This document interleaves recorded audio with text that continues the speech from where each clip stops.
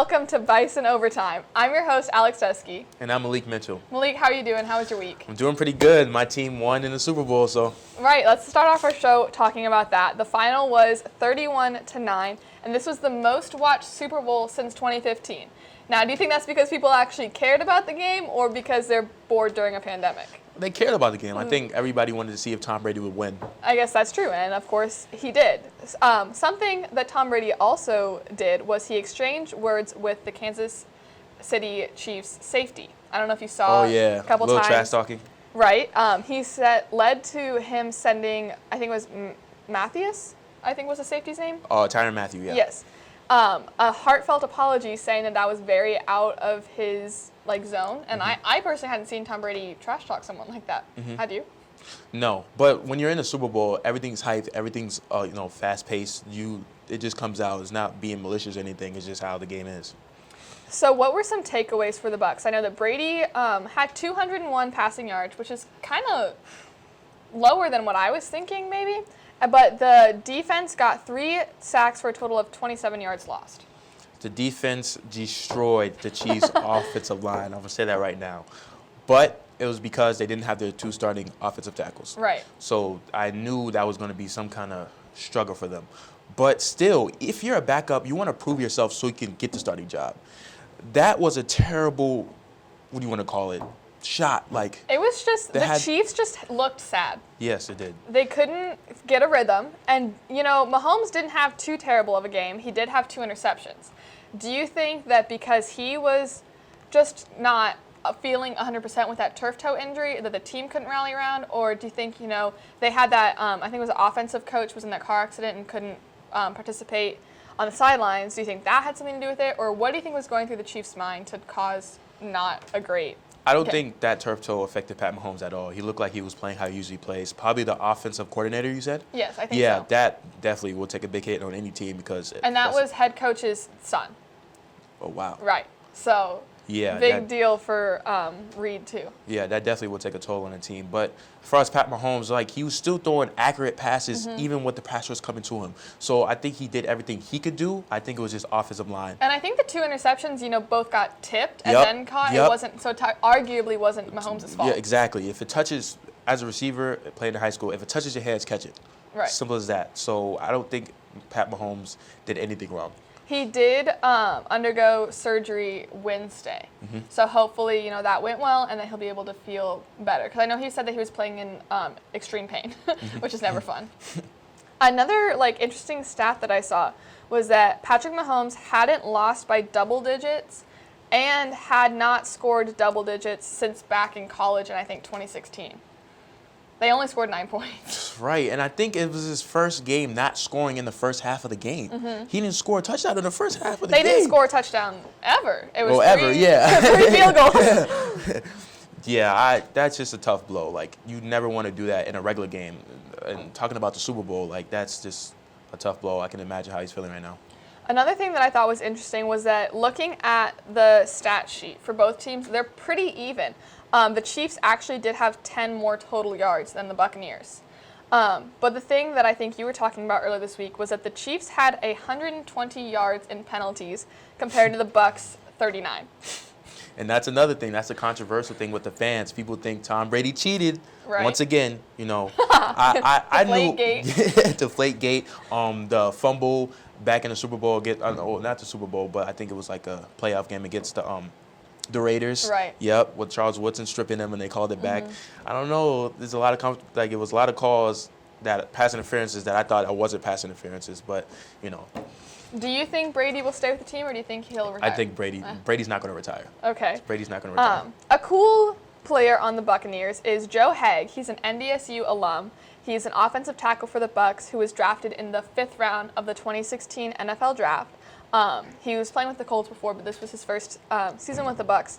So he did get some playing time with the Super Bowl. So I think that was a really cool thing to see an NDSU player out Represent. there. Yes. Represent. But I'm happy to see Antonio Brown got a touchdown. He's been through a lot this past year. Yeah, a couple years. So I'm glad he finally got one. Tyler Johnson got one. Yes. Shout out Minnesota native. But yeah, other than that, I think the biggest pull away from the game is the penalties. The fans are going to be mad about that. A bunch of TikToks. It was just hilarious. Oh, yes. It was just fun. Social media. Switching gears now to Bison football. They were ranked number 1 entering the spring 2021 football season according to the Hero Sports Poll and the Athlon Sports Poll.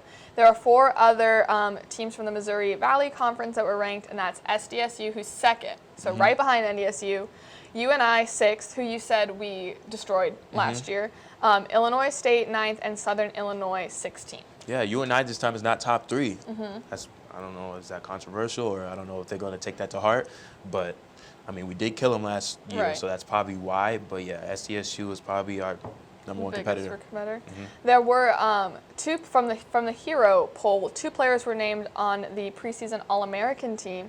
The first one was offensive tackle Cordell Volson, and the second one was strong safety Michael Tootsie, who was the second leading tackler last season with 105 total tackles and 7 interceptions. Pretty solid. Pretty good. And there's another All-American, Chris Watson, receiver I mentioned past episodes. You know, he's NDSU's leading in receiving yards and catches. He's going to be a returning guy, so that's good. I know that we've talked a lot about the hole that Trey Lance has left on offense. Do you think that the strength of the offensive line and the returning, receivers, running backs will help fill that hole? Or how do you think it'll turn out? I think they will definitely, make the quarterback feel comfortable because there are a lot of returning guys, so they can just get them in the loop instead of the quarterback coming to new people and trying to basically starting over. So I think it would do just fine. But I still think, and I've said this already, that he's not going to fill the void of Trey Lance. Right. It's definitely a big shoes to fill. Yeah. Something that for the future of the NDSU football, they have scheduled a game with the University of Maine for Saturday, September 9th, 2023. Maine is in the Colonial Athletic Association, and this will be the first meeting between the 2 teams. Do you think that we'll start seeing some more just out there? I mean, not that Maine's out there, but North More Dakota, teams? Maine, yeah. Definitely, because I feel like people sleep on NDSU as far as being a D1 team because they always say, well, it's FCS. It's not other Big Ten or anything like that. So I think if we can prove ourselves against Maine, we can go to other bigger teams and show what we really have at NDSU. This is just something that I've always wondered. Do you think NDSU will ever make the switch to go to the FBS division? In the future, of course, if we keep winning championships, there's no choice but to move up. Why would we stay, in the same position? But yeah, I think they definitely would move up in the ranks. But it's kind of like where NDSU is like the Ohio State or the Alabama of the FCS. Yep. And then I just feel like competing at that higher level is such a big jump. Think they're going to drop? I don't know. I think that if they switch, they're obviously not going to win the first year because they're playing new opponents who they've never played before, who not even if the team's better, but let's say they're playing Nebraska. Nebraska's been in this division. They know how to play FBS football, and the Bison are just coming into it, Yeah. Well, I think if we come in with the same confidence we do in FCS, it'll be the same. Yeah, it'll be the same. I mean, if you come in scared and timid, that's when you start playing bad. That's when issues come up. Right. So if you think of it that way, then any issue would obviously decline. But if we come in with the same energy we have FCS, I think they'll hold their own. I'm excited to see how this season plays out, especially with this being Ence's second season with the team, coming off of that amazing 16-0 opening season. See how he and the other coaches can work together, and then also, like we said, see how Zeb meshes with the team. Well, yeah. Mike Epps is a good coach. So if you have a good coach and you have this new quarterback coming in, like Trey Lance, I feel like he's going to do the same thing he did with Trey Lance, So, yeah. I think it'll be a good season for sure, and that does start next Sunday. So 9 days from now, we'll be able to talk about Bison football. Can't wait. When we come back, we'll be talking about the men's and women's basketball teams. Stay with us.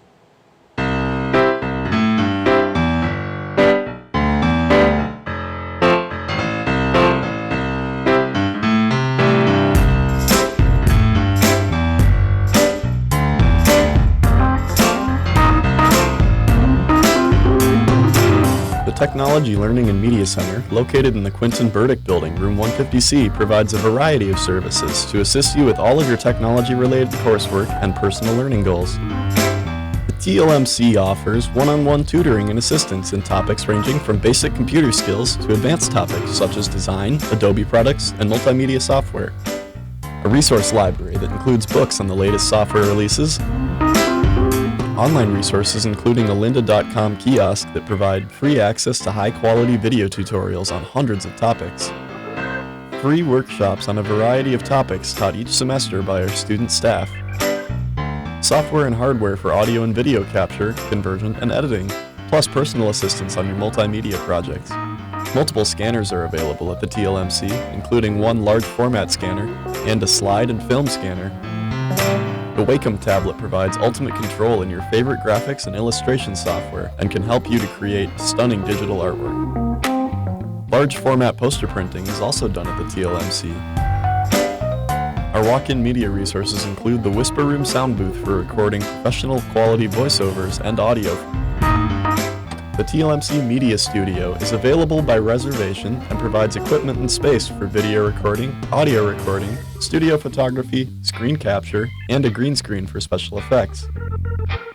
If you have any questions on these services, be sure to visit the TLMC website, and while you're there you can check out a variety of learning and media resources, or just stop by the next time you're in the Quentin Burdick building and check out what we have to offer.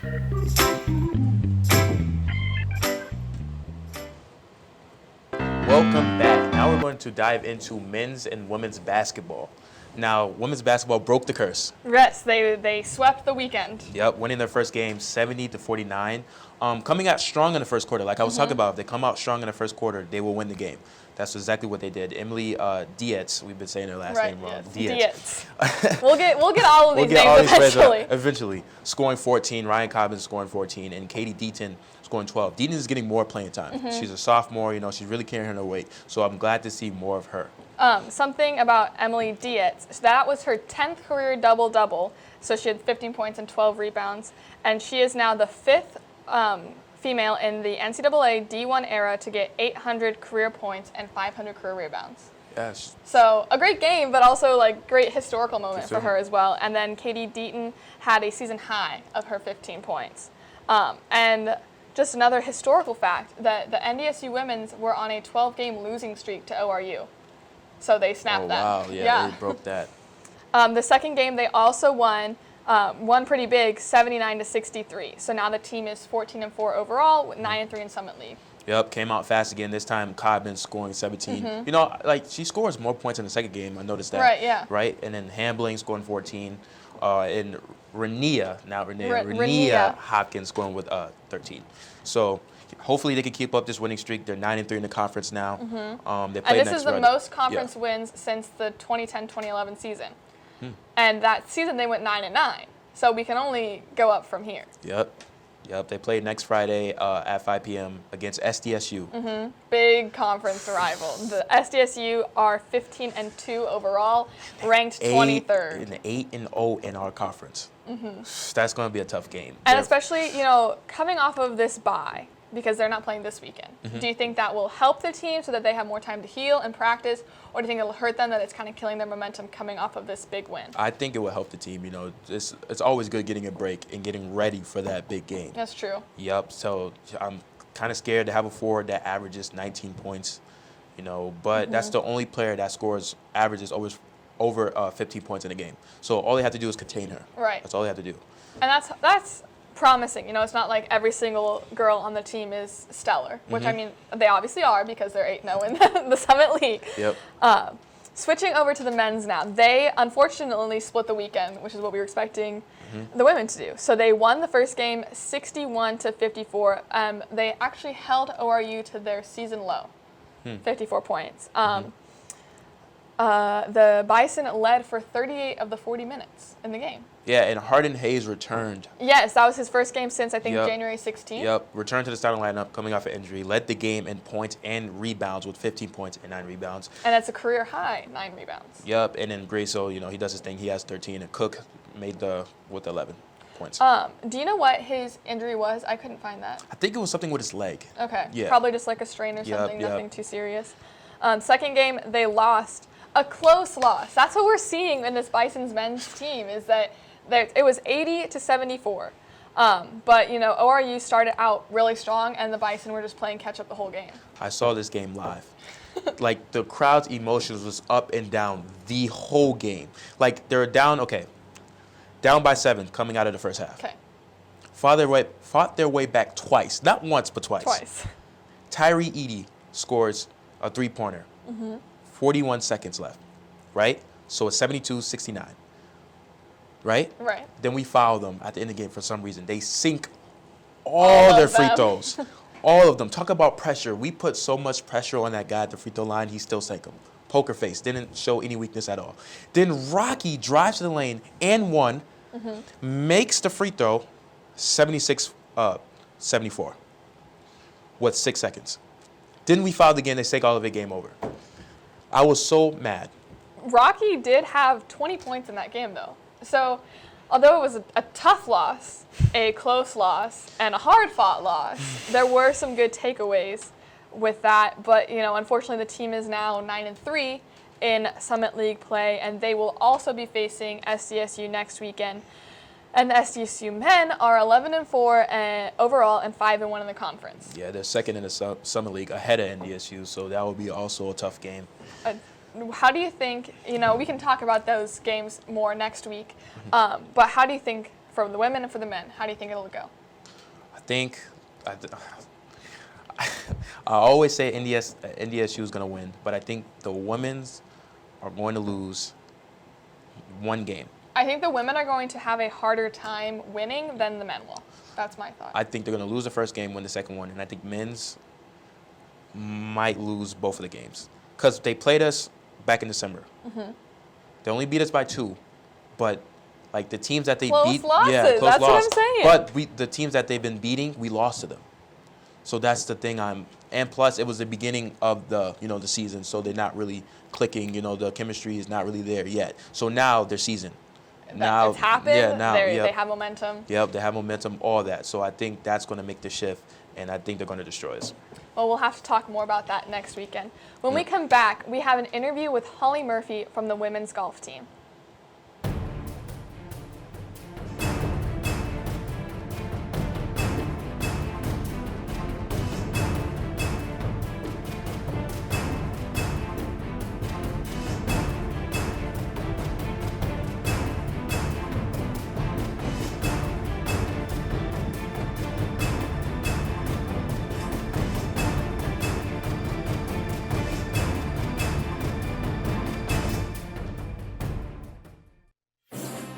Founded in 1985, the Missouri Valley Football Conference has established a tradition of FCS football excellence.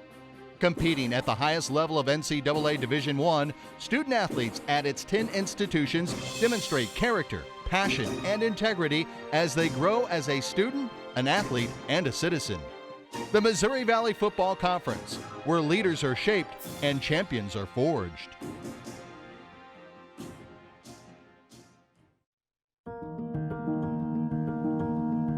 No kid deserves to go hungry, but try as they might, not every family can afford to put food on the table every day. That's why the Great Plains Food Bank and their partner agencies work every day to bring food to our hungry neighbors. Every dollar donated can provide 4 meals for those in need. Go to greatplainsfoodbank.org and donate today so no kid in North Dakota ever has to go hungry.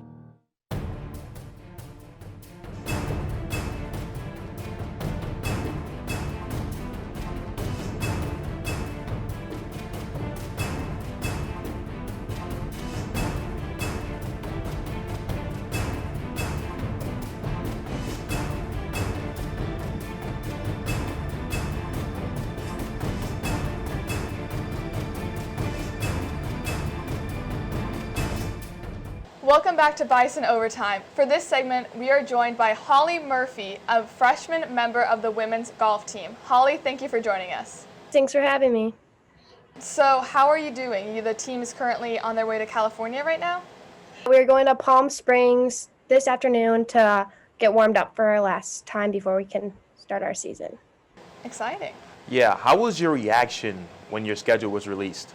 Well, I'm super excited. It's a really intense schedule. We get to go to Utah, South Carolina, Nebraska. It's going to be super fun to travel all over. Yeah, I bet it was good news hearing that news. You guys did play one tournament in the fall, right? We went down to Omaha for that tournament, And our whole team got to go, which was super exciting, and it was really awesome to be able to get out and get used to competition before our spring season. Now, did they ever give a reason as to why you were allowed to play that one tournament without playing the whole season? It was most of our tournaments that we had got canceled, and that was the only one that they just didn't cancel because they had enough. Just us and them were fine doing a dual tournament because there was only 2 teams, so they were able to have it for that reason. That's awesome. Okay, so being that your tournament was back in October, how do you think your team will perform this weekend? Yeah, it's definitely going to be interesting only being able to go out and do it one time, and it was so long ago. But we've been practicing Monday through Friday every single week, so I think everyone's really excited and amped up to go. So you said this actual spring schedule won't start for another couple weeks after this weekend, correct? Our first tournament is going to be down in Phoenix, and that's on March 1st and 2nd. How is the team going to prepare between this tournament in California and then move forward to go to the Phoenix one? Yeah, so we are in the bubble out here at NDSU, which is just an indoor range. So we hit there 11 to 1 Monday through Friday, and then we have Tuesday, Wednesday practice. We have a short game facility with a TrackMan simulator upstairs in the shack, so we're able to practice all aspects of our game. That's awesome. What is like your favorite part about being in the shack? You know, you mentioned that the technology there is really high tech. What's like the favorite thing that you love to practice with? I mean, the putting green there is awesome. It's rolling super fast, which is similar to most of the tournaments we get to play in, and it's super awesome to have that advantage to be able to practice our putting even though we can't get outside to course and have it feel so realistic. So I guess my last question would be, what is one thing that you want Bison Nation to know about the women's golf team before your season starts? These girls, we are working super hard to perform well. There's a lot of good stuff coming, a lot of great, amazing players on the team, and we're super excited to see how well we can play this season. Okay, thank you very much, Holly, for joining us. We'll be right back after the break. There are so many great things to experience at NDSU. It's hard to pick one, but my favorite is the people. They make it such a warm place. The Bison aren't just across the country, they're across the globe. It's the perfect distance from home. The faculty are our biggest cheerleaders. Hands-on research experience. The affordable tuition. All the opportunities to stay active on campus. Real-world learning experiences. Once I got on campus, it felt like home.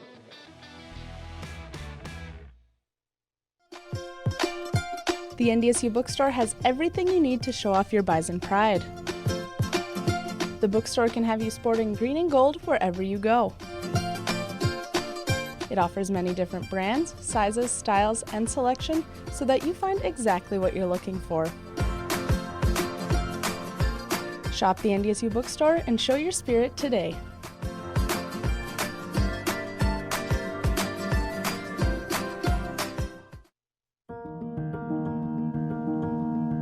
No kid deserves to go hungry, but try as they might, not every family can afford to put food on the table every day. That's why the Great Plains Food Bank and their partner agencies work every day to bring food to our hungry neighbors. Every dollar donated can provide 4 meals for those in need. Go to greatplainsfoodbank.org and donate today so no kid in North Dakota ever has to go hungry. there are so many great things to experience at NDSU. It's hard to pick one, but my favorite is the people. They make it such a warm place. The Bison aren't just across the country, they're across the globe. It's the perfect distance from home. The faculty are our biggest cheerleaders. Hands-on research experience. The affordable tuition. All the opportunities to stay active on campus. Real-world learning experiences. Once I got on campus, it felt like home. Welcome back. We have 3 other sports to dive into. Alex, what have you heard about softball? So they just got projected to win the Summit League title. They are 6-time defending title champs. And I was actually talking to Jeff from Ben earlier, and he said that he loves going out to watch NDSU softball because they're just a stellar program. This will be, if they win, this will be their 9th overall regular season title win. In the rankings, again, we're first, SDSU second. Again, just, like in football and basketball, SDSU's always big rival for NDSU. 2 girls to watch as their season starts is junior pitcher Paige Vargas and senior infielder Montana DeCamp. So those are two girls that we're definitely going to have to watch once their season starts. And it's supposed to start next weekend at the McNeese State Cowgirl Classic. So good luck to them, and hopefully that they can play in the Summit League Championship game, as that game will be here at Thaldrison Park in May. So good luck to the Bison softball team. Then for volleyball, they bounced back from getting swept. Yes, a great weekend for volleyball. Sweeping SDSU. Okay, we got SDSU SDSU again. Yeah, that's what I'm saying. Sunday and Monday, winning both games 3-0. You know, Sierra with 16 kills, Bella with 9 kills, Alexis with 9 kills. How did you feel about that? So I was at both of those games. Or, no, I wasn't. I was at the Monday game. But for the Sunday game, the Sierra, she had a 353 hitting percentage. Pretty impressive, you know. So the team is now 4-2 overall, 2-2 in Summit League. The Monday game, that was just, it was like nail biting. You know, it's not going to be as intense as the last 40 seconds of the men's basketball game. Yeah. But it was going back and forth. And if the Bison scored 2, then the Jackrabbits were right behind. And there were some really long volleys. You know, I've noticed in volleyball that's pretty short back and forth points. The team limited the Jackrabbits to 79 hitting percentage, which is a season low for any Bison opponent. So obviously, pretty good defense there. You know, I was saying that Coach Lopez was hoping that the defense would show up this season, so it's looking like that. Some other girls that we had talked about, Allie Hines, she had 13 kills in Monday's game. Alexis Bachmeyer had 10 kills and 13 digs for a double-double. So overall, a really good team effort. Yeah, they're now 4-2 overall and 2-2 in the conference. Hopefully, they can increase that conference. You know, they have games against ORU Sunday and Monday, so they switch. You know, basketball played SDSU and then ORU then SDSU, so volleyball switched. Well, any predictions on Oral Roberts? I don't know. There weren't many. It's hard being that this is so early in the season to make predictions. I think that. Just looking at how the girls played this past weekend and how they've been playing, I think that if ORU puts up a good fight, that the Bison will as well, and it could be a close game. I really don't think there will be any big blowouts this season. I think what the talent that this volleyball team has, and more so the effort that they're putting into playing, just seeing how much these girls are dedicated to the game. You know, I think they're going to make any game a close one. I think we can pull this away. They lost to UND twice, and we swept them. Right. So, yeah, you got to consider that. I think we should be all right. Switching now to our last sport of the day, track and field. Last weekend, we mentioned they were going to be at the Dakota Quad, and they had a great weekend. From the men's team, senior Trevor Oderdahl won the weight throw with a personal best score, and he's now 9th in the country. Junior Brandon Lewis won the long jump and is now tied for the 4th best in NDSU history. Just breaking records. Yeah, they really are. You know, we talked about that last week too. And the men's team swept the top 3 places in shot put. NDSU is ranked 18th nationally, so that's good. You know, I think track, they're just good. Like, they keep breaking their own records. Pretty good at all sports. We're just pretty good. Yeah, but Jacob Roden won the 400-meter dash too, so he's doing good. And then from the women's place, they also swept the top 3 places in shot put, so obviously pretty solid there. And they finished 2nd, 3rd, 4th, and 5th in the weight throw.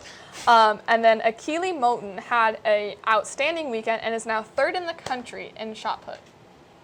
So pretty solid program there. Today they are participating in the Iowa State Classic against other Big 12 opponents. I think they should be okay. They've been doing good. All they have to do is keep up their momentum. And I think they only have a month and a half left before the championship track meet. So. Yep.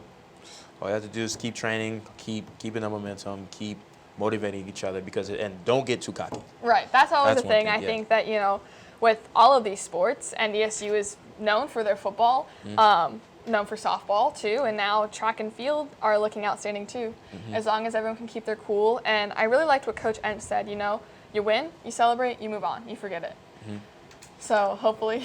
Me personally, I don't believe in that. You don't forget about your wins at all. You know, those follow you. They will be following you forever. Like if you win the championship, that you get the ring. Your name is embedded in history. That's true. So I don't know what he's talking about forgetting, but yeah, I know what he means. You know, just forget it, move on to the next challenge. For sure.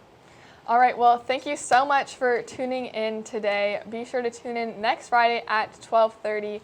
I'm Alex Dusky. I'm Malik Mitchell. Have a great day.